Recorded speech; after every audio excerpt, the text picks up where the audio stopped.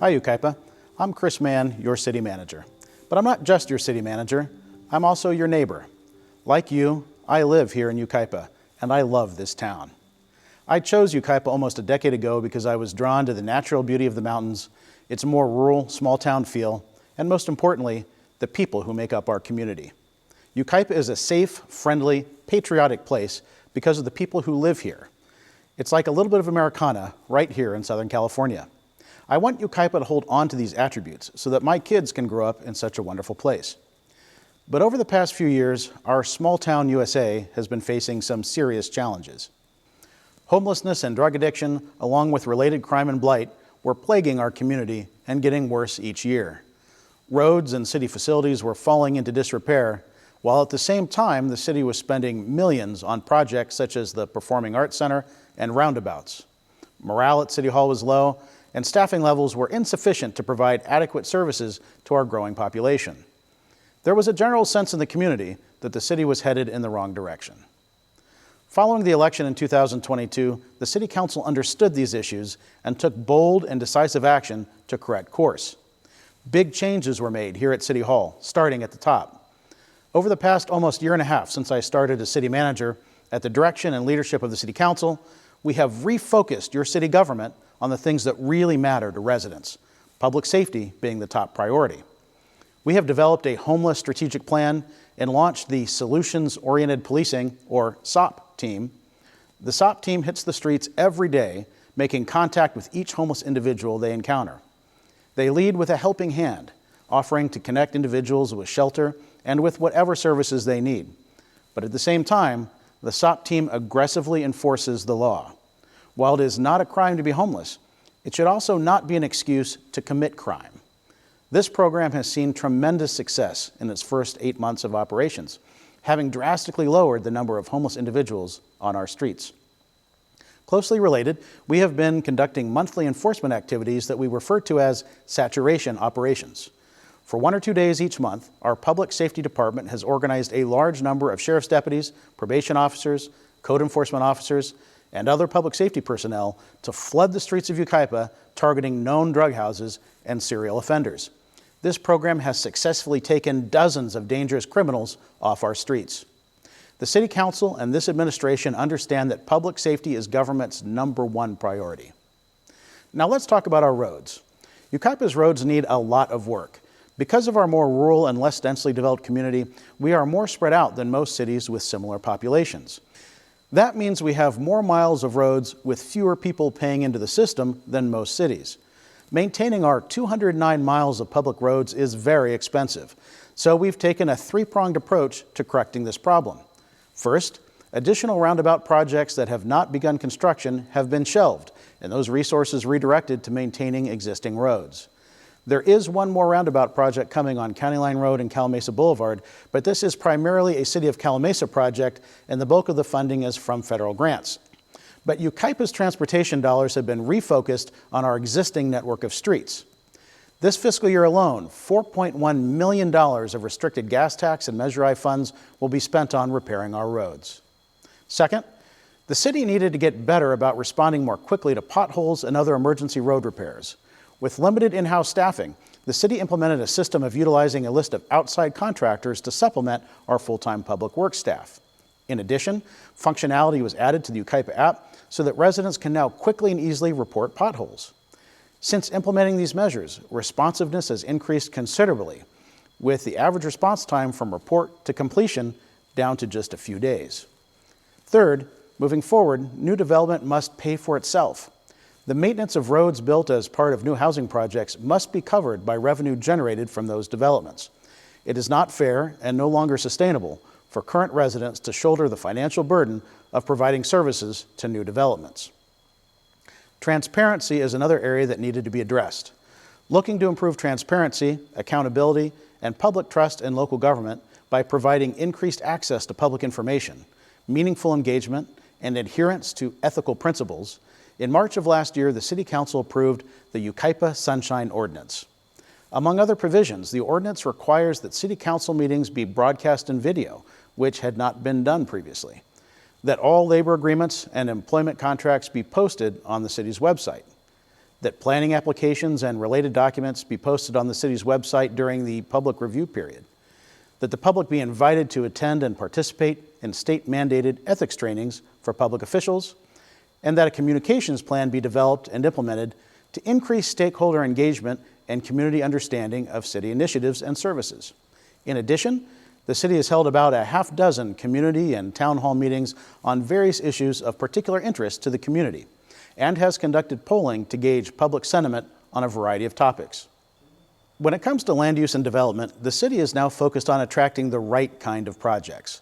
While we must meet state mandates related to housing, simply pushing for as many rooftops as possible, no matter the location, is an irresponsible and failed strategy.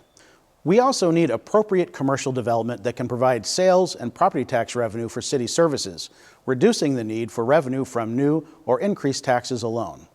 We need projects that provide amenities residents want, revenues the city needs, and help the city to meet state mandates, while at the same time protecting the natural beauty and unique nature we've all come to love about Yucaipa. While there is still much work to be done, I am confident that overall Yucaipa is headed in the right direction.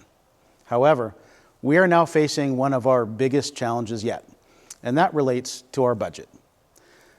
Leading up to about 2008, Yucaipa had historically run a surplus and had built significant reserves in the general fund to the tune of $70 million. Starting about 2009, the city began building major infrastructure projects. Facilities such as stormwater basins, the community center, the police station, parks and the Performing Arts Center. Fantastic amenities, to be sure, but these projects came at a cost of tens of millions of dollars, cutting deeply into the city's reserves. Of course, once a facility is built, there are significant ongoing costs of maintaining and staffing the facility. If you build it, they will come, was the strategy. Build infrastructure that leads to rooftops. Once rooftops come, commercial will come. Commercial development will provide needed revenue. The problem is that the commercial development has not materialized as quickly as projected. Costs have risen steeply, particularly in relation to public safety. We've been relying on our reserves, which is not sustainable long term. If nothing changes, projections show that we'll run out of money by 2028 or 2029. The time to act is now. We must either establish additional revenue streams or reduce service levels. Now, some have asked, if the city is running a deficit, why haven't we slashed our budget? Why haven't we cut staffing or reduced salaries? Well, it's a good question, it's a valid question, and we may get to that point. 2 months after starting on the job as city manager, we held an emergency city council meeting at the Performing Arts Center where we raised the red flag about coming budget challenges. While we were not yet in a crisis, as the city has reserves upon which we can draw for several years, we realized that a long-term solution must be identified and implemented. Before simply slashing staff positions and eliminating services that residents have grown accustomed to, the council wanted to make sure that all options were thoroughly researched and that a plan was put into place to restore structural balance. The council's direction was to maintain and in some cases enhance service levels over the next 2 budget cycles, while at the same time working to find a long-term solution. And we have done just that. Over the past months, Finance Department staff, along with our Governmental Affairs Office, have researched revenue streams available to municipal governments that Yucaipa might not be taking advantage of today. In addition, all city operations, including our existing contracts, were reviewed to identify opportunities for increased efficiency and revenue generation. In early June, we released a financial fixer tool, which lists the leading ways identified to increase revenue and to cut costs. The tool presents these options in an interactive format, allowing residents to click their preferred options to solving the budget deficit and then submitting those results to the city. The city also conducted polling in May to gauge public sentiment. On June 17th, we held a town hall meeting at the Performing Arts Center.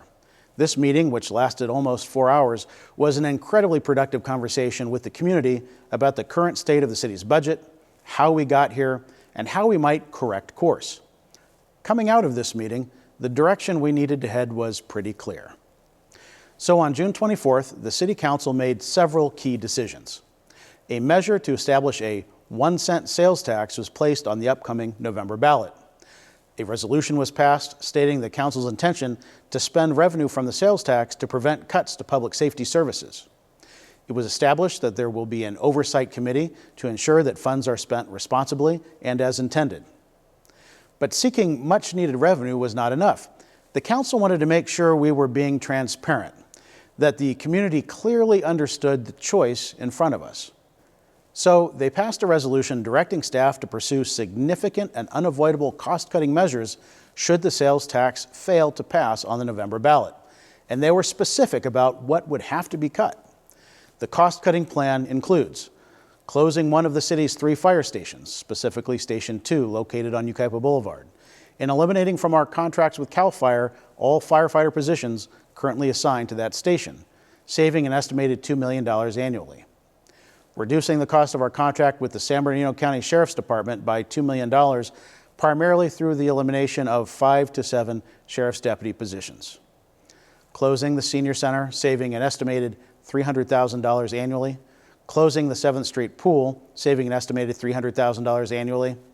Reducing YPAC programming that does not achieve full cost recovery, saving an estimated $250,000 annually.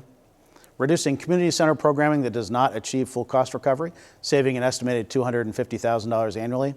Identifying additional cuts to community services programming of $900,000. Identifying cuts of $1 million in net costs of development services. Identifying cuts of $1 million in net costs of support services. Now, these cost-cutting measures are to include the freezing of any vacant, non-critical positions and negotiating any combination of furloughs and/or layoffs with the Yucaipa City Employees Association. I think it's human nature to be skeptical of government, especially when we see so many examples of waste at the state and federal levels. The knee-jerk reaction is to say that government needs to tighten its belt and cut back on spending. But here in Yucaipa, the problem is much more one of insufficient revenue. It's critical that the community understands the choice in front of us. Yes, we can absolutely cut spending, but not without also cutting services to the community. And most of those cuts would have to come from public safety because there is simply not enough meat on the bone anywhere else. So the question before the community is really quite simple, although not easy. Are we willing to pay a little more to keep the services we have now? If not, then okay. But we don't want anyone to be surprised when drastic cuts to services across the board have to be made. Yucaipa is a wonderful town. Our strong commitment to police and fire services makes us one of the safest cities in the region. Our investments in community services such as parks, festivals, and youth and senior programs help to build and maintain a strong sense of community. So the question really is, what kind of community do we want? What do we truly value? Are we willing to dig just a little bit deeper to maintain and protect the quality of life that we've all come to love? So let us pray for wisdom as we contemplate the best path forward. For our community is truly at a crossroads. It will be up to each of us to decide what kind of place we want Yucaipa to be. What version of Yucaipa do we want for ourselves and for our families? Thank you for watching.